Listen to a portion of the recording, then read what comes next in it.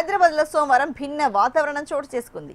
ఉదయం నుంచి సాయంత్రం వరకు తీవ్రమైన ఎండ, ఉక్కపోతలతో ఇబ్బందులు ఎదుర్కొన్న భాగ్యనగర్ ప్రజలు సాయంత్రం చల్లని గాలులకు సేద తీరారు. ఉన్నట్టుండి ఒక్కసారిగా హైదరాబాద్ లో వాతావరణం మారిపోయింది.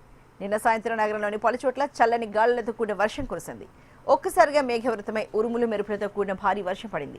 దీంతో గత కొన్ని రోజులకు ఉక్కపోతతో అల్లాడిపోయిన జనానికి ఈ వాతావరణం కాస్త ఊరటనిచ్చింది. మాదాపూర్, గచ్చిబౌలి ప్రాంతాలతో పాటు జూబ్లీహిల్స్, బంజారాహిల్స్, మలక్పేట్, కోఠి, నాంపల్లి, ఖైరతాబాద్, అమీర్పేట్, కుకట్పల్లి, సికింద్రాబాద్, పటాన్చెరు ఇలా నగరం నలువైపుల్లోని పలు ప్రాంతాల్లో వర్షం దంచుకొట్టింది.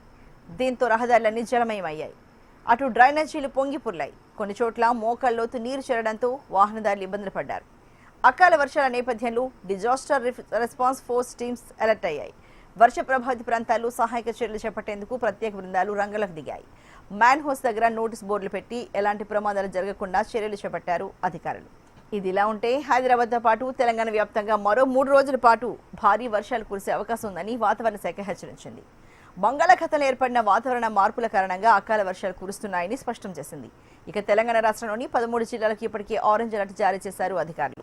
ఉరుములతో కూడిన భారీ వర్షాలు కురిసే అవకాశం ఉందని ప్రజలు అప్రమత్తంగా ఉండాలని హెచ్చరించారు.